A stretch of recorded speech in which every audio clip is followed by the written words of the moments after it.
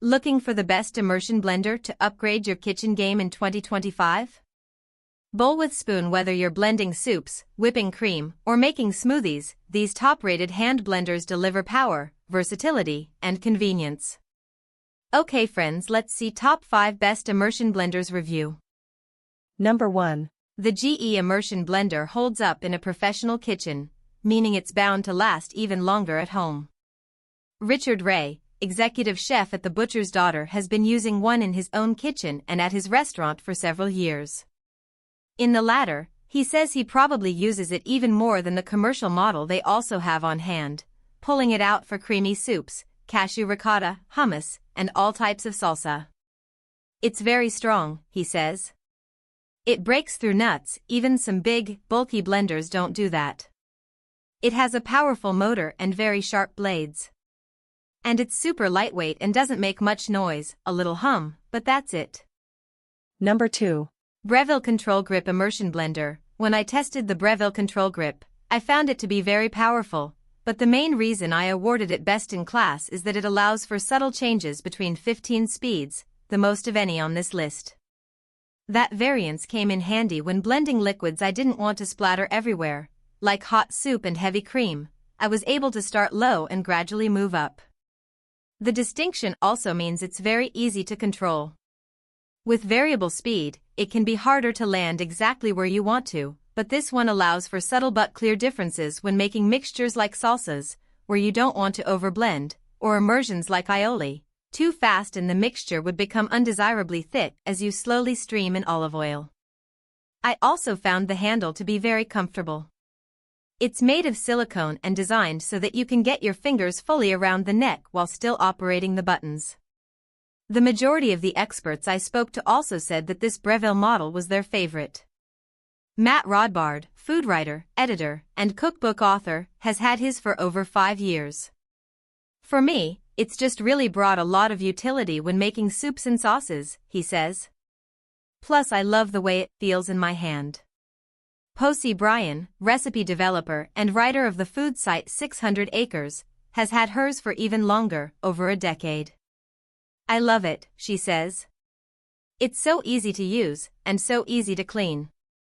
It's sturdy and substantial and the motor is great. I really think everyone should be using an immersion blender more. It's good for eggs, like if you blend your scrambled eggs with one they'll be so much creamier and better. It's good for smoothies. It's good for sauces of any kind, really. And no matter what you're doing, it shouldn't damage the bottom of any pots or pans or bowls. It has a rubberized lip so that it doesn't scratch, food writer and editor Elise Whitney says. Plus, there are all the attachments.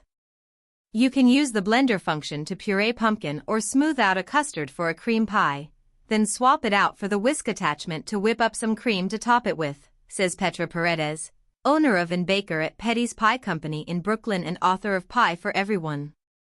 It has a cup attachment that lets you use it as a regular blender, too, so it can replace multiple tools that would otherwise take a lot of space. Number 3. Cuisinart Smart Stick Variable Speed Hand Blender. The Cuisinart Smart Stick standout feature is an incredibly smooth variable speed dial that takes the machine from low to high.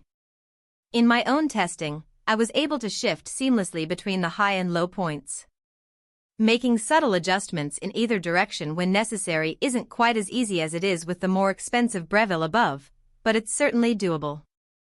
I managed to never slip too far in either direction, which is especially important when blending hot soup or whisking something like heavy cream, where increasing speed gradually prevents splatter.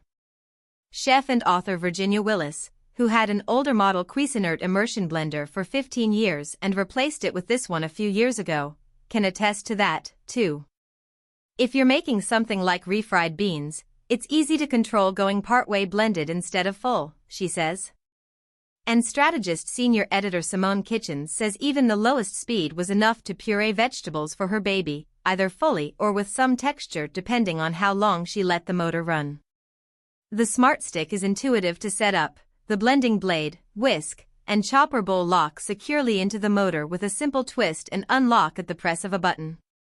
The chopper function works just as well as my beloved mini food processor, also from Cuisinart. Though the bowl fits only 2 cups instead of 3, which means I won't use it to make foods that take up more space, like pesto, I do find it easier to clean because of fewer nooks and crannies, reason enough to make it my go-to tool for smaller volume sauces. Christensen, who has owned the blender for 6 years, and Kitchens both say it's exceptionally easy to clean with a simple rinse. Number 4. Vitamix Immersion Blender. As you might expect, I have a lot of kitchen appliances, so I appreciate streamlined ones, like this Vitamix Immersion Blender that doesn't come with any additional attachments. It also just works supremely well.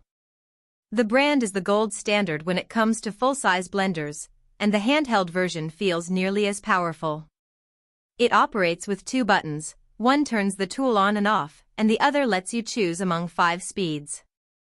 The lowest couple work great when I'm blending something like aioli, which I don't want to get too thick too quickly. I've also used them to make many salad dressings, which don't require the motor to run super fast.